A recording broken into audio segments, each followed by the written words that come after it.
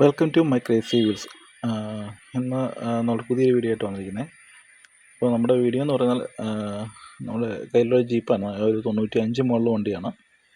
അപ്പം നമുക്കതിൽ പർച്ചേസ് ചെയ്യാമെന്ന് വിചാരിക്കുന്നു. അപ്പം അതിനൊരു ബുദ്ധിമുട്ട് എന്നാന്ന് വെച്ചാൽ, ഇത് വണ്ടി ഇരിക്കുന്ന സ്റ്റിയറിംഗ് ബോക്സ് എന്ന് പറഞ്ഞാൽ പിക്കപ്പിൻ്റെ ടൈപ്പ് സ്റ്റിയറിംഗ് ബോക്സാണ് ഇരിക്കുന്നത്.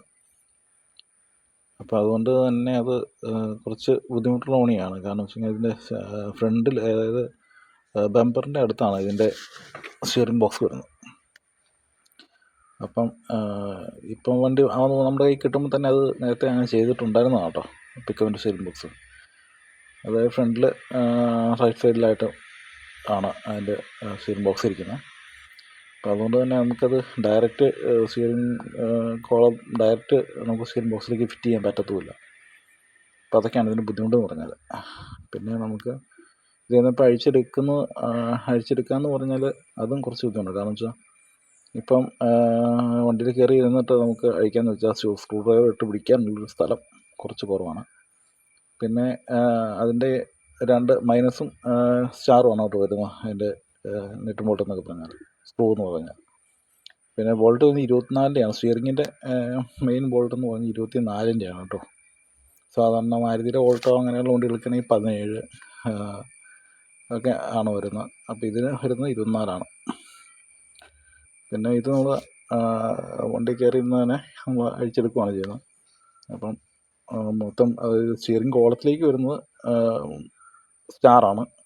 ബാക്കി ബോഡിയിലേക്ക്, അതായത് അതിൻ്റെ കോമ്പിനേഷൻ സ്വിച്ചിൻ്റെ ഭാഗങ്ങളെല്ലാം വരുന്നത് മൈനസിൻ്റെ ടൈപ്പാട്ടോ. അപ്പോൾ നമ്മളങ്ങനെ വർക്ക് അങ്ങനെ സ്റ്റാർട്ട് ചെയ്യുകയാണ്.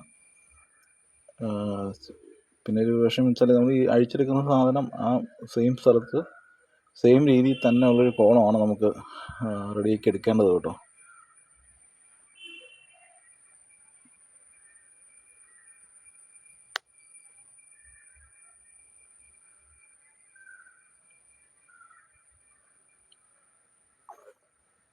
ഇത് നമ്മൾ വീഡിയോ എടുത്തതിന് ശേഷമാണ് നമ്മളത് എഡിറ്റ് ചെയ്യുന്നത്.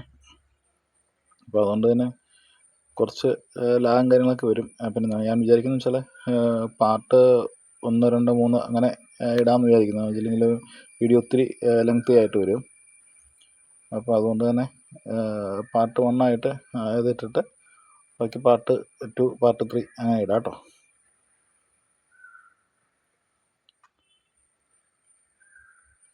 പിന്നെ ഒരു പ്രശ്നം, വെളിച്ചത്തിൻ്റെ ഒരു വിഷയമുണ്ട് വണ്ടിയുടെ അകത്ത് തന്നെ ആയതുകൊണ്ടേ. അപ്പം അതുകൊണ്ട് നമ്മൾ എക്സ്ട്രാ ബൾബും കാര്യങ്ങളൊക്കെ ഇട്ടിട്ടാണ് ചെയ്തെടുക്കുന്നത്.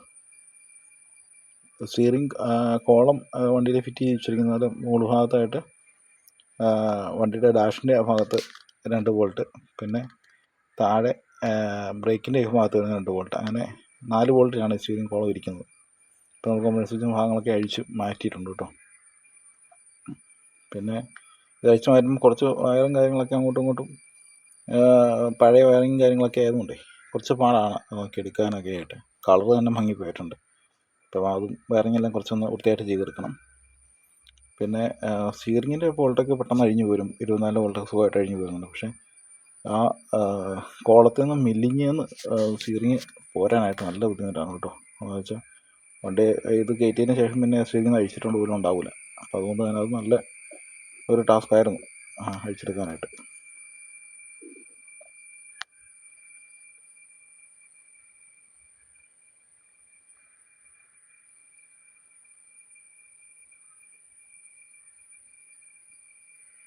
ഇപ്പോൾ നമ്മൾ 24 ബോക്സ് ഇട്ടാണ് പിടിക്കുന്നത്. അത് കഴിഞ്ഞ് തന്നെ സുഖമായിട്ട് അഴിച്ചെടുക്കാം എന്നേ ഉള്ളൂ. ഇപ്പോൾ അഴിച്ചെടുത്തിട്ടുണ്ട്, കോളം അഴിച്ചെടുത്തു, പീസാക്കി മാറ്റി കേട്ടോ. സ്റ്റിയറിംഗ് എടുത്ത് മാറ്റിയിട്ടുണ്ട്.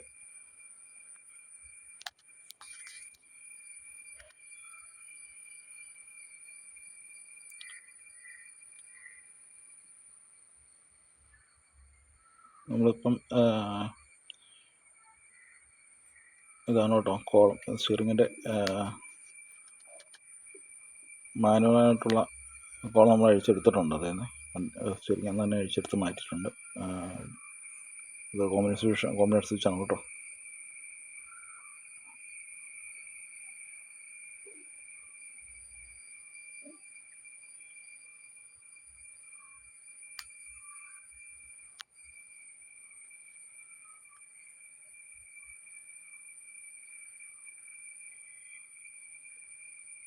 ഇതാണ് സ്റ്റിയറിങ്ങിൻ്റെ കോളം എന്ന് പറയുന്നത്. അതായത് മാനുവൽ കോളം. ഇപ്പോൾ അഴിച്ചെടുത്ത കോളം ഇതാണ് കേട്ടോ. ഈ ഒരു സെയിം നീളത്തിൽ നമ്മൾ ഇലക്ട്രിക്കൽ പവർ സ്റ്റിയറിങ് റെഡിയാക്കി എടുക്കേണ്ടതുണ്ട്. എങ്കിൽ മാത്രമേ കറക്റ്റായിട്ടത് സെറ്റാവുള്ളൂ വണ്ടിയിൽ. അപ്പോൾ അതാണ് നമ്മുടെ മെയിനായിട്ടുള്ളൊരു പണി.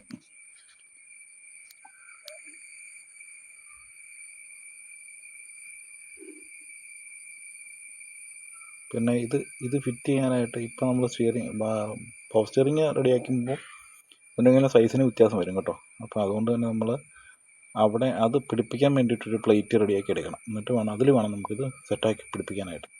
അപ്പോൾ അതിന് വേണ്ടിയിട്ട് ഹോൾ ഇടുന്ന പരിപാടിയാണ്. അപ്പം ഇത്രയും നേരം കണ്ടിരുന്ന ബാക്കി അടുത്ത പാർട്ട് 2 വീഡിയോയിലേക്ക് ഇടാം കേട്ടോ. അപ്പോൾ ഓക്കെ, താങ്ക്സ് ഫോർ വാച്ചിങ്.